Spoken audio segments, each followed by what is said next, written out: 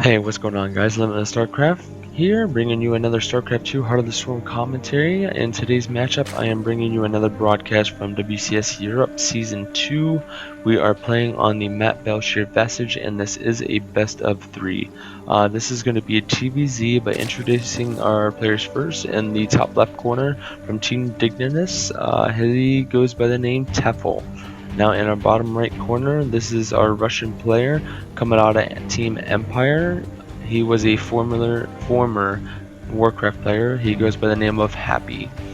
Now, Happy is a pretty strong player. He came from the Warcraft scene, as I said, and he made quite an appearance. He's been strong. He caught on to Starcraft 2 pretty quickly, and I actually enjoy casting this game right now, as I've seen him play before, and he's a pretty strong and creative player. He doesn't venture off too much outside of the standard, but he's very strong with the builds he does. Tefel, on the other hand, he can be a very aggressive, creative, solid. I mean, he's just all over the place. He also live streams, so if you guys go to Twitch, you can actually see Tefel doing a lot of crazy games I've seen on there. As far as the commentary scene and actual tournament scene, Tefel is usually up there. I usually see his name all the time in the round of 32, round of 16. Like I say, he's a very solid player, but at times can be aggressive and creative. So I'm looking forward to seeing if he will be able to do something crazy against Happy. Happy prompting to go for his command center first, so a pretty bold strategy, especially on Belshir Vestige, because it's not a 4-player map, it's 2 players. So Happy will be spotted here, and Tefel is bringing in his Overlord. We'll be able to see this now. Tefel did go pull first, but he also went for the hatch right after, so I don't think he's going to go for any early pressure. It would be ideal, maybe pick up that SCV. He's not going to have a Marine for a little while, so anything to halt the command center would be ideal, but I'm not sure if Tefel will go for such. He might just try to get his economy going. Try to kick in a little quicker, and then maybe go for you can go for anything really in TVZ, but depending on what the Terran goes, if he does go for that biomine style, Tefel is going to be forced to go for Lingbane Muta. I'm been looking for a pro Starcraft 2 game to cast where Terran goes mech, because mech isn't as seen as it used to be. The biomine combination is just too strong for Terran, so I haven't seen really any good games of mech working against Zerg.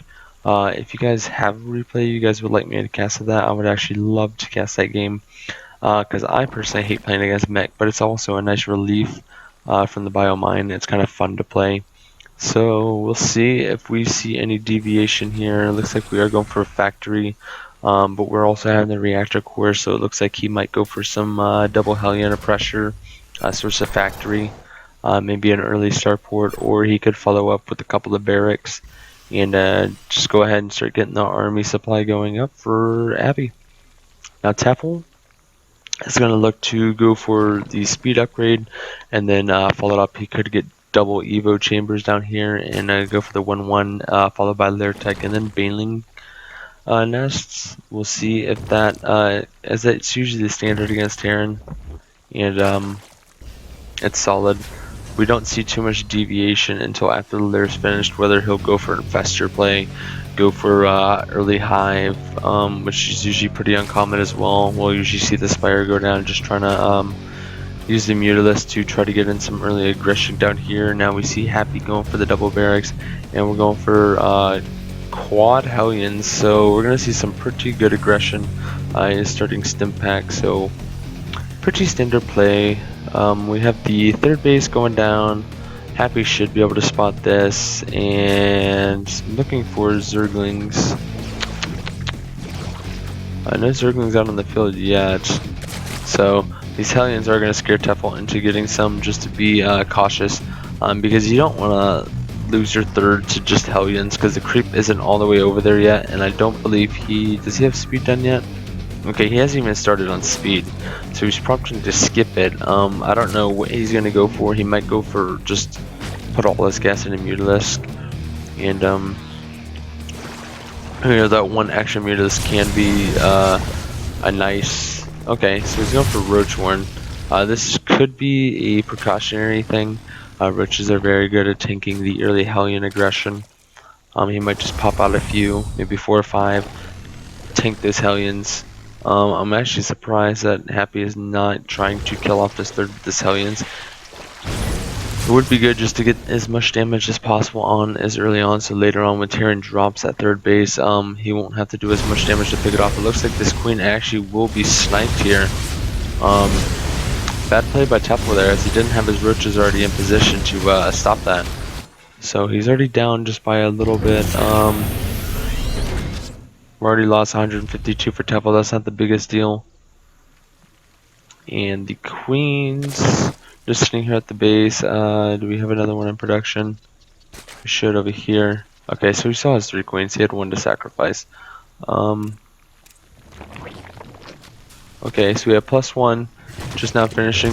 And we actually have the Roach upgrade, speed upgrade on the way. So we might go for an early Roach timing attack +1. These drones are just getting fried right here. This is very sloppy play by Tefel. Losing a lot of drones right there, and lost 662 resources lost. Now keep in mind, he did take out 1 Queen, but he also took out several drones. So that's a lot of drones that he lost right there. It's gonna be hard to come back from right there, just because in the early game when Terran's on 2 base like this, you need as many drones as possible to keep up, because 2 base is they're just now getting saturated. Okay, so he's doing a good job right now of coming back. He is getting an infestation pit. We're going to see if he's going to go for this +1 attack, because he has been focused on saturating his bases, so not enough roaches around, and the Hellions are coming back in to do some more aggression right here. Now note that Happy isn't making any more Hellions, so these have just been 6 Hellions that just caused crazy amounts of damage. Already lost 1,300 resources. So also we had Tefel. Okay, so we have a quick drop over here, having to force. He actually might pick up this 4 right here, which would be very bad because he needs Zerglings to deal with the marine aggression. Oh my gosh. Barely survived. I think he's going to drop, yep, just to pick off that spawning pool and then retreat. Good pick up there.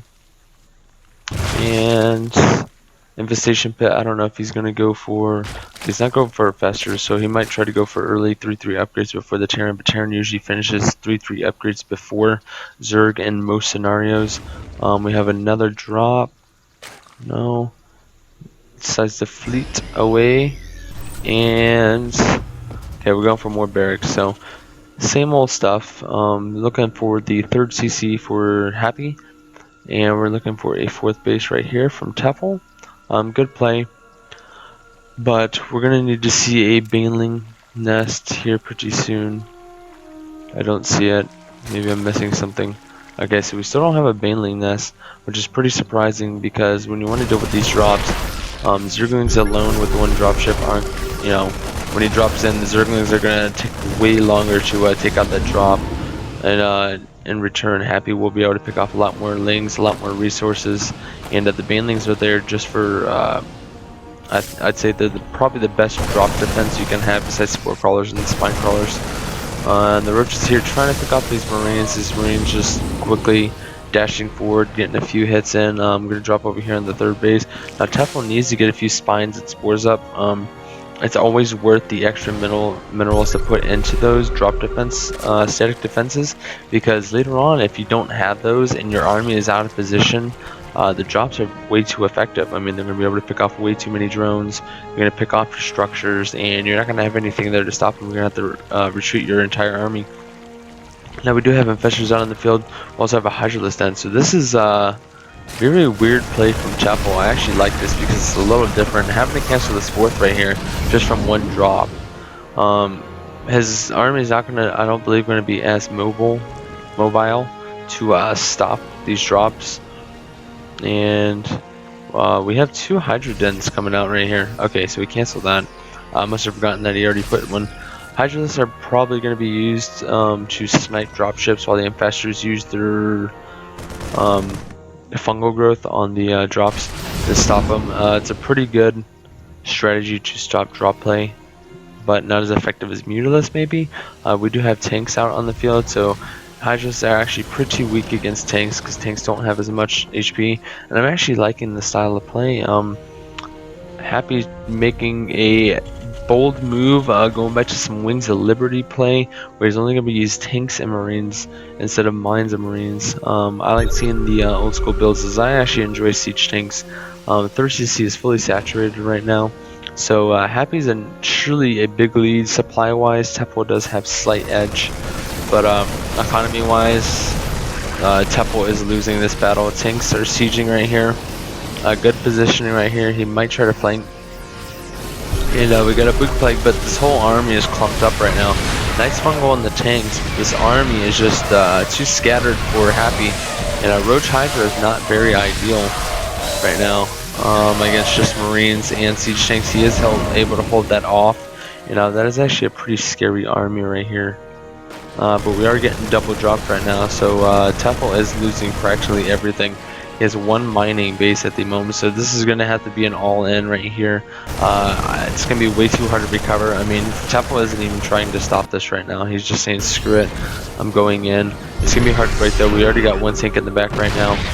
Several supply depots. SCV's ready to defend this. And he needs to stop letting his units right here just get free shots. I mean, it's not going to be... He's not going to have the units available to stop this if he keeps losing them to one siege tank. And the infested Terran's coming in, trying to pick up the supply depots, and he keeps getting all of these units damaged. Very sloppy play from Tefel. I'm actually a little surprised, as Tefel usually plays better than this. Viper out in the field. Does it have enough energy? No. Doesn't have enough energy to take the siege tank out. And Tefel able to break through, throwing down some infested Terrans. In the long run here, he does have enough units right here. A couple of infestors and a couple of hydros aren't going to do the job. And these marines just marching forward. Tefel has no way. Tefel just got murdered by Happy. And we are going to go to a game 2. Hopefully we'll see some stronger play from Tefel. Happy played that brilliantly. I actually liked that strategy that he used against Tefel, and I completely took him off guard, I'm guessing. So we're going to go to a game 2, see if Tefel can pull this back. Thanks guys for watching. Stay tuned.